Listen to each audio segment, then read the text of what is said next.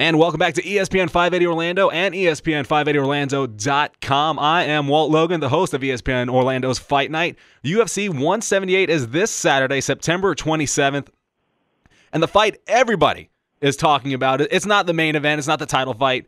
It's Conor McGregor taking on Dustin Porier. And right now, on the phone with us, again, for the second time on ESPN Orlando, we are pleased to welcome back the notorious Conor McGregor. Conor, thanks for coming back. No problem, sir. Thank you for having me again. I don't recall being on it, but I'm grateful that I am back on. Thank you so much. Oh, no, the pleasure's all mine. First, let's jump into it. Is Dustin Poirier the most dangerous fighter that, up to date, that you've had to go against? No, I don't. I do not believe so. I believe he's a journeyman fighter, and again, this is all an illusion that the fans create, the media creates. This is the one. This is the test for. This is the one that's going to do Conor McGregor. This is the one that's going to test Conor McGregor. But again, when I look into Dustin's eyes, I sense panic. I sense fear, and I will go out and I will play with that fear and toy with it, and ultimately make it look easy. And these are the performances where you jump the queue and skip the queue and take on that world title as soon as possible. So I'm going to go out there with all this hype and with all this build-up, and I'm going to play with him in there like a cat with a mouse. And that is it. It's going to be an easy contest. So you're saying you're going to finish Dustin Poirier, right? I believe he will come out, panic will set in, I will crack him early, hurt him badly early, and then I will play with him after that. And I don't believe he can handle my shots. I don't think he'll get out of the first round. I believe towards the end of the first round, it will be over. I mean, we've seen your power in your last fight against Diego Brando. You know, first round knockout in your homeland of Ireland. You have the knockout power. I mean, we're going to be able to see it, Saturday night. Yeah, I had 12 KOs, 10 first rounds. I have a 4-second knockout on my record. I had that stiffened, cold toes power, something not a lot of these featherweights have. And it's a different kettle of fish when they get hit by me. It shakes their whole world, and they don't realize that until they get in there, until they feel that first exchange, that first impact. When we collide, and that first impact, for me, that's a beautiful feeling. It's a feeling that I crave. And when we get in and I collide with Dustin, and that first impact happens, and he backs off and he realizes it's too late for him, that to me, that turns me on in a weird kind of way. So I'm going to go in and I'm going to play with him in there under all those lights, under all those eyes watching, and put on a performance for the fans, and of course steal the show. Like you said, this is not the main event, but this is the real main event. This is why the pay-per-view numbers are going to be what they are. So it's a beautiful thing, and I can't wait to put on the performance I'm going to put on, then sit back and rack up the numbers, collect my checks, and then see what the numbers are, see what pay-per-view numbers I bring in on my first go around.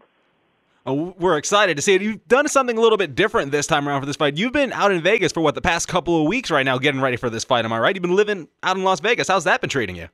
I've been out in Vegas for, let's say, 2 weeks now. It just made sense. Of course, we went out, got the presidential suite. We got looked after out here. It was phenomenal, had everything taken care of. We lived a good life out here, but again, we are here to conduct business. We are not here for pleasure. So I show up, I am prepared. It was just a matter of getting accustomed to the time difference, to the weather, all of these things that you must take into account. But I am at home here in the sun and in this beautiful city of Las Vegas. I feel, I'm a flash guy as it is. I like to wear custom-made suits. I like the finer things in life. I fight for the finer things in life. So I am right at home here in Las Vegas, and I feel fully prepared in both body and mind. Conor, I wanted to ask you about this. Ireland's fighters right now are skyrocketing up the charts.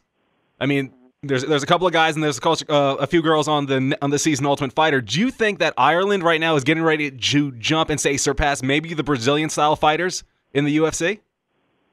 100%. The Irish, we have been fighting wars our whole life. We have been fighting battles our whole life. It is in our blood. Now it is on the main stage. Now we are on the main gladiatorial stage. In the modern era, the UFC, it doesn't get more gladiatorial than the UFC, and it is only right that the Fighting Irish make our presence known and begin to take over the game. And this is where it is truly beginning right now. I've already taken over my home country.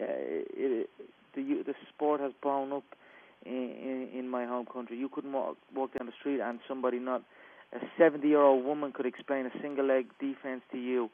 At any given time, the sport is huge. And again, this is only the beginning. We are taking over. This is my pay-per-view debut. You best believe I'm interested in the numbers, because the numbers do not lie. The Irish-American heritage is strong, and I know that the Irish-Americans will come out in force to support me. Then you've got the hillbillies of the United States who will also support their hometown boy, who fled, I might add, who fled the hillbilly life, who believed that the hillbilly life was not good enough to succeed. So he fled to, maybe it's Orlando, Florida, but I don't believe, I think he went to American Top Team, was in Miami or somewhere. But again, he fled his hometown. His hometown was not good enough. So if anything, the hillbillies of the United States should unite in support of myself, who celebrates his surroundings and who believes in his surroundings. But either way, there's going to be a lot of eyes on this event with me, and there's going to be a lot of eyes on this event against me. But again, I show up, block it all out, and I'll go in and make the contest look easy. Well, we're excited to see it. One last question.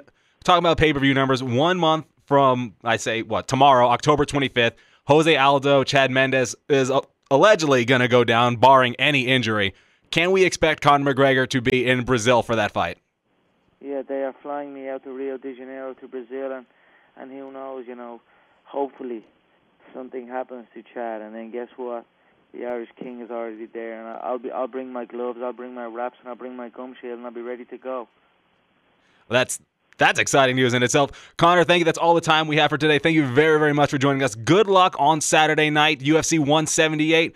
It starts early on Fight Pass at 7 p.m. on the prelims on Fox Sports 1 at 8. And then, of course, the main card featuring the notorious Conor McGregor starts at 10 p.m. on pay-per-view. Conor, thank you once again for joining us. It's been a pleasure. No problem. Thank you so much.